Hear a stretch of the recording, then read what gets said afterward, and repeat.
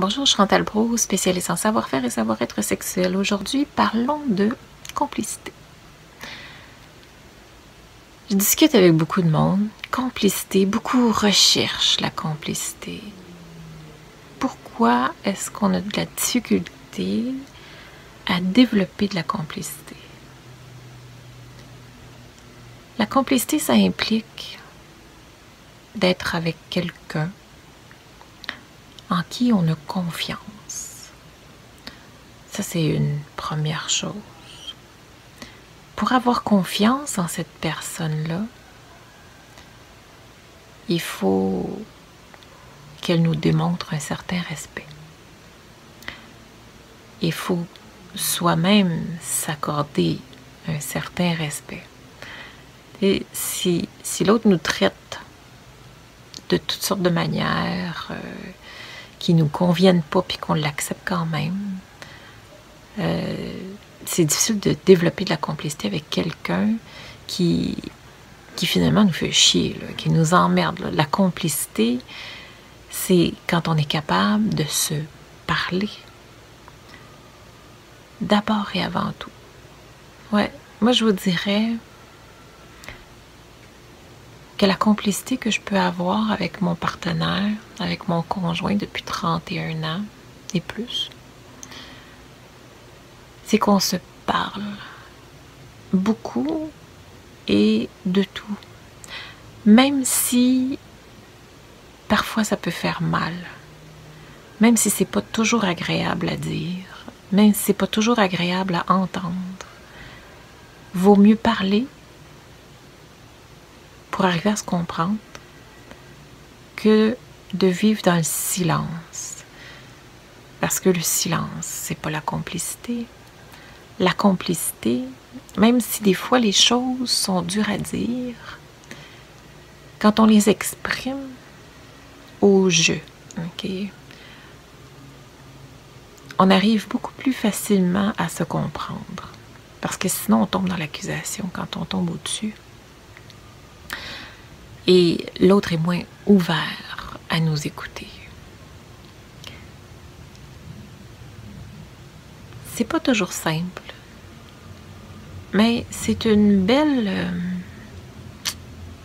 comment je dirais ça? C'est une belle expérience de développer la complicité au quotidien. Mais naturellement, s'il y a trahison, s'il y a rupture de respect, ça vient couper la complicité, à moins de s'asseoir, de verbaliser, de discuter, de voir ce qui convient pas, ce qui a fait mal, la raison pour laquelle l'autre l'a fait. On est des êtres humains, on fait tous des erreurs. On a des besoins.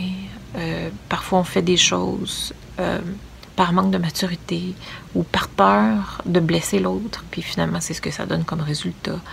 Mais si on arrive à en parler, si on arrive à s'exprimer, on peut quand même développer une certaine complicité.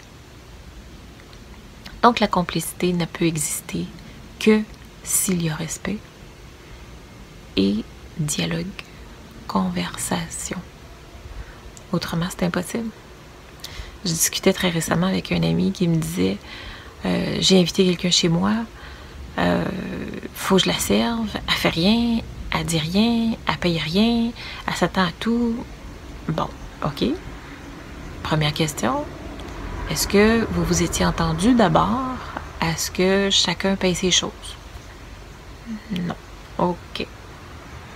Est-ce que ça avait été discuté ou est-ce que tu l'as mentionné que tu aimerais qu'elle te donne un coup de main pour faire certaines choses? Non. Ok. Là, elle veut ci, elle veut ça, elle veut ça. Il se plie, il fait comme elle veut, puis il est contrarié. C'est sûr qu'il n'y a pas de complicité. Tu fais quelque chose qui ne te convient pas. Pour quelle raison? Pourquoi? Pour te faire aimer, ça ne fonctionne pas. C'est un manque de respect envers soi. Il faut arriver à s'exprimer, à en parler. Et c'est en parlant qu'on voit ce qui convient à un, ce qui ne convient pas à l'autre, qu'on arrive à un certain consensus et qu'on s'entend ou qu'on ne s'entend pas. Et ça se peut qu'on ne s'entende pas aussi. Si on ne s'entend pas, au moins c'est clair. Plutôt que d'être caché, divulgué, puis on ne sait pas à quoi s'en tenir, puis c'est du non-dit tout le temps. Vaut mieux verbaliser au risque d'avoir de la complicité, au risque que ça ne fonctionne pas. Au moins on est fixé et on peut faire autre chose. Le silence, c'est l'impuissance. C'est ne pas pouvoir faire rien dans la situation.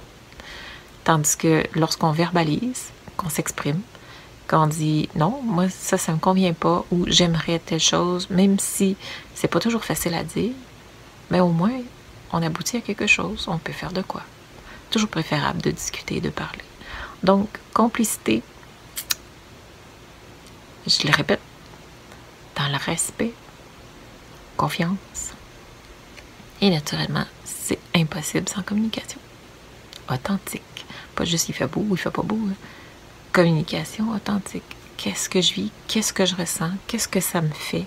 Est-ce que ça me convient? Est-ce que ça me convient pas? J'aime pas ça quand tu dis ça. J'aime pas ça quand tu fais ça. Je me sens mal. Ça me blesse. Ça se dit ça. Dites-le. Exprimez-vous. Puis vous allez voir que vous allez développer la complicité. Sans verbalisation de ce que vous ressentez, de ce que vous éprouvez, il est impossible d'obtenir de la complicité. Je vous en souhaite.